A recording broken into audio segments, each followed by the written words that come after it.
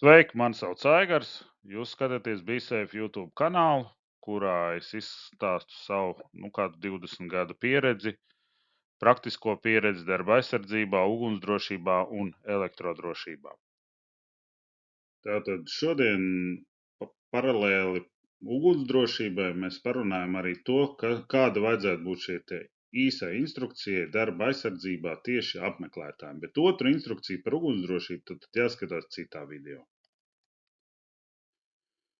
Pēc būtības ir vairākas izvēles, kā to var darīt. Viena no tām ir uzlikt, teiksim, lielu instrukciju uz sētas, kur cilvēki nāk iekšā, vai apsardzes mājā. Tāpat tās varētu otrs būt, kā cilvēkiem tiek dotas šīs te apmeklētāju apliecības, un tam ir arī sava labā lieta, bet tad otrā pusē ir šī te instrukcija.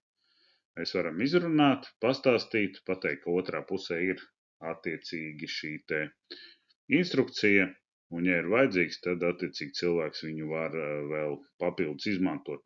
Jo, kā mēs runāsim, vissliktākais, protams, ka mēs kaut ko tur izstāstam, cilvēks jau tā ir sanorganizējies, viņš ir atnācis, viņam pie kāda ir jātiek, un tam mēs vēl tur viņu sagrozījām ļoti daudz informāciju, kur varbūt puse vairāk nav vajadzīga, viņš apmūst. Bet mēs varam pateikt pamatlietas. Principā, ja mēs taisam šo te ievadu instruktāžu, ir vajadzīgs pateikt kāds 10 teikumu un ne vairāk. Tad, protams, īsi pirms šīs te instruktāžas tā varētu būt, ka liekam vai neliekam parakstīties.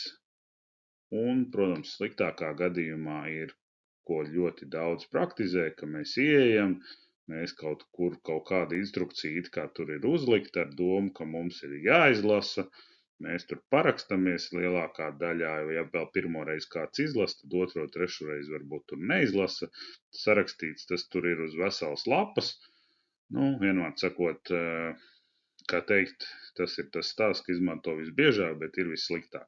Tā kā mums ir jāsaprot, kāds ir tā galvenā lieta, un galvenā lieta šai te instruktāžai ir dot šo te informāciju, sevišķi, ja tas ir ārkārtas situācija. Un atceramies, ka cilvēks ierodās pie kāda cilvēka, un tas ir tas, kas mums ir jāizrunā iekšā darba aizsardzībā, ka šis kāds cilvēks, kas ir darbinieks, par viņu arī rūpējas. Tas nozīmē, ka principā, ja kaut kur neejam, tad neejam abi divi. Ja ir ārkārtas situācija un ir trauksme, tad cilvēks saka, viss, šobrīd ir laiks evakuēties, nāc man pa pēdām vai seko man un dodamies ārā. Tātad principā šī te instruktāža no sākuma pārceļās uz to brīdi, kad kā konkrētā situācija iestājas konkrētā objektā. Bet, protams, ka ir nietas, ko daži tur grib pateikt. Protams, tas varbūt nav tik daudz saistīts ar darba aizsardzību, par visādām zakšanām, par ierašanām, par to tur kādos gadījumos un kādā kondīcijā var ierasties vai nevar ierasties un tam līdzīgi. Protams, ir daudz variantu un daudz situācijas, kad varbūt tam ir vajadzīgs, bet aizrauties ar ļoti daudz un informāciju nevajadzētu. Attiecīgi, ko mēs stāstam? Mēs varam stāstīt tikai ugunsdrošību. Varam stāstīt gan ugunsdrošību, gan darba aizsardzību. Attiecīgi, katros konkrētā situācijā mums ir jāizvērto, kas ir svarīgi. Ja, protams, viņš ierodās uz biroju, tad stāstīt tur darba aizsardzību, nezinu, īsti neredzu jēgu. Vēl vairāk, ja mums tur ir biroja telpas un nekā tik unikāla mums tur nav, kur varētu ieiet. Un principā, ja arī kaut kur varētu netīšām cilvēks ieiet vai kaut ko pārprast, tur ir jābūt zīmēm. Attiecīgi, tur, kur ir toaletes zīmes, tur, kur, teiksim, būs rociņa, kā mēs zinām, kur nedrīkst ieiet, tur būs uzlīmēts, ka nedrīkst ieiet vai uzrakstīts, nedrīkst ieiet, un principā normāli cilvēki to ievēro. Nav tā, ka katrā telpā 10 reizes iet iekšā un pārbauda, vai tiešām nedrīkst ieiet.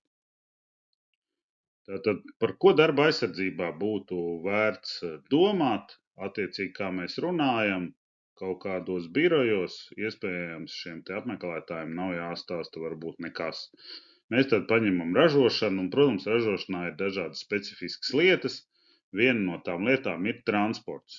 Ja, un attiecīgi tad ir kaut kādi nosacījumi, vai pa objektu pārvietojas ar vestēm, vai nē, vai tur ir speciāli ceļi, vai nav, bet vienmēr atceramies, lai arī kādi ceļi nebūtu iezīmēti. Mēs tomēr ar šiem transporta līdzekļiem sadzīvojam un paredzam, ko viņi iespējams darīs uz priekšu, jo, lai gan arī dažreiz ir taisnība šiem te gājējiem, un, protams, kaut kādā brīdī arī izmeklēšanā noskaidro, ka gājējiem bija taisnība, bet mēs zinām, ja viņu satraumē uzbrauc virsū vai vēl kaut kas slikts notiek, jā, cilvēks ir cietis un tehniku mēs varam kaut vai nopirkt jaunu, bet cilvēku īsti jaunu mēs dabūt vairs nevaram.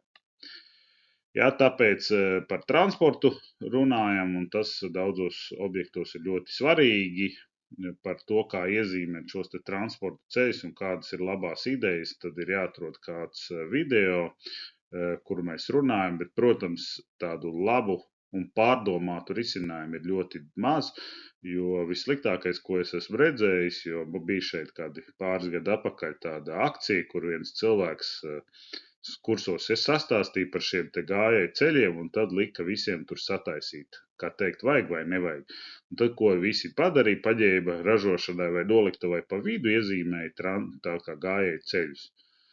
Un varu pateikt, ka lielākai daļai 80% nevis uzlabojās situācija, bet pasliktinājās. Jo mēs zinām, ja pirms tam attiecīgi objektā nav šo te ceļu precīzi iezīmētu, vai viņi ir nepareizi iezīmēti, bet šajā gadījumā par to, ka nav iezīmēti, mēs visu laiku sekojam līdzi, un transporta līdzekļiem ir taisnība, jā. Bet, ja ir iezīmēti gājēji ceļi, principā pēc būtības uz gājēju ceļiem cilvēkiem ir priekšroka, jā, bet, ne visu vienmēr visur redz, un mēs zinām, ka iekrāvēji var braukt ar paletēm un neredz visus priekšā, vai brauc atpakaļ gaitā un nevienmēr visu var redzēt. Jā, līdz ar to vienmēr ir jāpadomā, ja mēs šos ceļus nevaram uztaisīt normāli pa maliņu vai kaut kā norobežot tā, ka viņi tiešām ir droši, jā, jo tad es gribu salīdzināt tas tā kā ar ikdienas dzīvi. Ja mēs iedomājamies, mums ir ceļš, mēs nevis ietaisam malā gājēju ceļu, bet, teiksim, ietaisam 2 joslām pa vidu. Pamēģiniet padomājiet, kāda reālā situācija būs, cik daudz būs nelaimes gadījumu, ja no vienas puses brauks kāds, no otras puses brauks un pa vidu netīšām ceļam, jo tur ir iezīmēts, it kā ies vēl gājējs. Tāpatās par zīmēm pasakam, ka mums ir izvietotas, mums viņas ir jāievēro, un attiecīgi, ja tur ir pateikts, ka mums ir jālieto, austiņas, ja, tad attiecīgi, ja mēs tur iesim, tad es jums iedodu austiņas, jo mums ir jāsaprot, ka šī tad nāk šis cilvēks līdz, viņš seko, viņam ir jārāda piemērs, viņš nedrīkst nonākt pats pretrunā ar to, kāda ir kultūra šajā te objektā. Tāpatās par telpām, kur iet, kur neiet, jā, varētu būt norāde, uz turien mēs ejam, uz turien neejam, jā, ir tā. Tāpatās par ārkārtas situācijām, kuras varētu izveidoties, par kuru mēs ziņojam, nevis tā uz ārpusi, bet iespējams uz iekšpusi, kur mēs esam novērojuši. Un, protams, ņemam vērā, ka ir šī te sprādzienu bīstamība, un tad ir savi nosacījumi, kur mēs varam, kur nevaram, mobilie telefoni, lietojam, nelietojam un tam līdzīgi. Bet, protams, ka šajos sprādzienu bīstamos objektos, protams, darba aizsardzība un šis te instrukcijas minimums ir ļoti, ļoti svarīgs.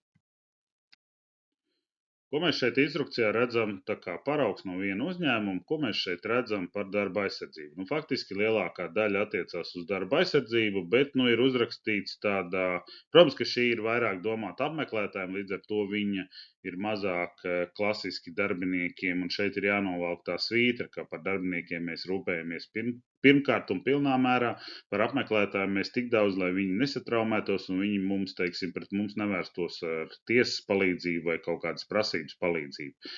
Bet, ja mēs tiešām šīs te lietas rakstam tā, lai mēs saprotam, šeit ir ļoti daudz lietas, kuras ir uzrakstīts vispārīgas, ja ir vispārīgas arī nesaprotams.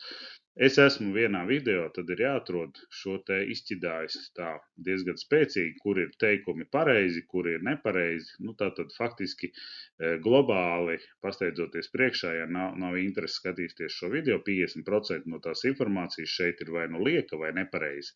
Tā kā domājam un vienmēr pirms liekam 100 reizes pārdomājam, vai tas ir tās cenas vērts. Ja ir nepieciešama palīdzība, šeit ir iespēja ar mani sazināties e-pastā, un lai mums forša dzīve drošā darbā.